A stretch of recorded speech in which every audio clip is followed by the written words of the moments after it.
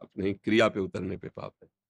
हाँ, जैसे दोष दर्शन उसे कहते हैं, जैसे कोई व्यक्ति बैठा हुआ है, खड़ा हुआ है, कोई आचरण कर रहा है, अब हम उसके सद्गुण तो देख रहे हैं, उसके दोष ढूँढ रहे हैं और फिर उसको हम 4 लोगों में कह रहे हैं, गए तो थे, सत्संग भी करते हैं, सब ऐसे करते हैं, पर लगा के जो बोलना दोष दर्शन, उसे दोष दर्शन। जो बोल रहे हैं वो वर्णन, जो सुन रहे हैं वो श्रवण।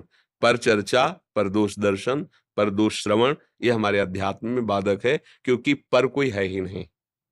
बहूनाम जन्मनावन्ते ज्ञानवान माम प्रपद्यते वासुदेवाश्वरमित समात्मा। सच्ची मानो, आपसे सच्ची कहते हैं, मेरे भगवान ही सब रूपों में खेल रहे, बस छुपा छुपी का खेल ऐसा खेल रहे कि हम लोग पहचान नहीं पा रहे, हम लोग चले जा रहे हैं। वो हमारे साथ बर्ताव करते, हम जान नहीं पाते कि मेरे प्रभु है। मैं जानता हूँ वो व्यक्ति था, वो अमुक स्त्री थी, वो अमुक वस्तु था, वो अमुक जीव था। नहीं नहीं, वही नाटक, वासुदेवाश्वरमिति समात्मा सुदुर्लभा। सच्ची मानिए, हम क्यों दोष दर्शन देखें। अच्छा, दूसरी बात, चलो हम इतनी ऊंची बात नहीं करते, नीची धरा में आते हैं।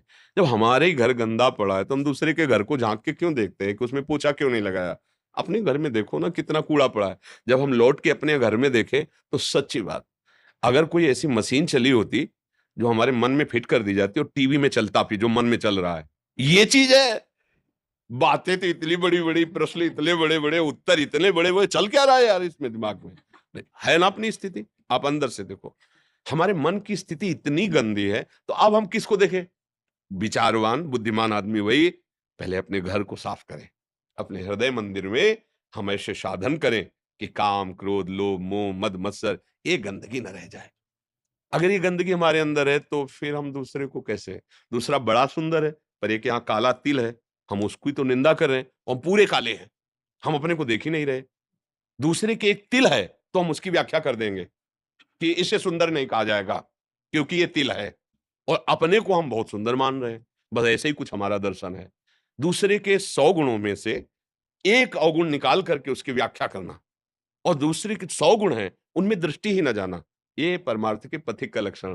परमार्थ के पथिक का लक्षण है, जैसे पानी और दूध मिला के रख दिया जाए तो हंस दूध पी लेगा, पानी छोड़ देगा।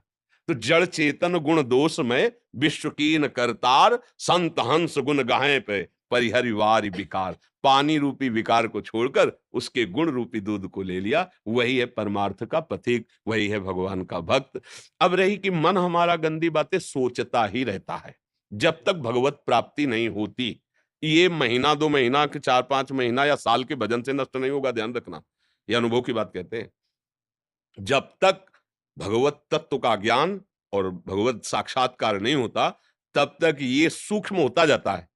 जैसे पहले समुद्र था, फिर धीरे धीरे धीरे नदी की तरह हुआ, फिर सरोवर की तरह हुआ, फिर धीरे धीरे गड्ढा हुआ, फिर एक बिंदु रह गया और भगवत साक्षात्कार होते ही वो भी खत्म हो जाता है। अगर कहीं चूक हो जाए तो बिंदु को सिंधु होने में देर नहीं लगेगी। ये विकार सदैव मन में स्फुरित होते रहते हैं। कभी भी आप जग के देखो, सोने के समय तो अगर स्वप्न में पहुंच गया तो चलाता रहता है, नहीं सुसुप्ति में तो थोड़ा चैन है। जहां जगे तो आप खुद देखो, अपने आप ही रचेगा। कोई द्वेष किया व्यक्ति उसकी चिंतन होगा, कोई राग किया उसका, कोई भोग का चिंतन, कोई ऐसा, बस ये लगा रहता है, इसको कभी चैन नहीं मिलता, ये चलता रहता है। अब इसके चलने में हमको साधना करनी है कि रोकना है, तो ये रुकेगा नहीं, बड़ा प्रवाह वाला है। तो इसको प्रवाह को मोड़ तो सकते हैं। जैसे मान लो कोई वेगवती धारा जा रही और हमें उसे कमजोर करना है, रोकना है, तो सीधे पुल नहीं बनाएंगे हम, सीधे बांध नहीं बना सकते, सीधे बांध से रोका नहीं जा सकता। क्या करें, पहले नहरें निकालें। बहुत बड़ी प्रबल धारा जा रही है और उसको हमें रोकना, बिल्कुल रोकना है, तो पहले हम नहरें निकालें। अब इसे रूप पसंद है तो हम रूप दर्शन की नहर के लिए प्रभु की तरफ बढ़ते हैं कि जिनके एक बिंदु सौंदर्य से अनंत ब्रह्मांडों का सौंदर्य रचा गया, ऐसे मदन मोहन मुनि मनमोहन विश्व मनमोहन प्रभु के रूप को देखने की लालसा करें। ये नहर खुद रही मन की धारा को, एक एक जितनी भी हमारी चाहते हैं वो सब प्रभु में सहज में पूर्ण हो जाएंगे। अब हम नाम जप शुरू करते हैं, संत संग शुरू करते हैं, भगवत लीला गायन, भगवत लीला श्रवण, ठाकुर सेवा, दूसरों का हित, ये मन की नहरें निकल गई रोकने के लिए। अब जो एक धीमी धीमी धारा चल रही, अब विवेक रूपी बांध लगा दिया, अब वो उफान नहीं मारेगा क्योंकि नहरें हैं ये। पानी नहरों में बढ़ेगा क्या? अब मन की चाल नाम जप में जाएगी, लीला गायन में जाएगी, रूप ध्यान में जाएगी, ठाकुर सेवा में जाएगी, समाज सेवा में जाएगी। अब उसका वेग बट गया। अब ये तो कुछ कर नहीं रहे, तो सीधा वेग जा रहा है। उसके मन में आया कि हमें भोगना है, तो चाहे हम जेल जाए, चाहे ये नष्ट हो, मुझे भोगना है। अब क्योंकि धारा है, अब रोक नहीं सकते तुम। वो वेग है, उसको विभाजित नहीं किया।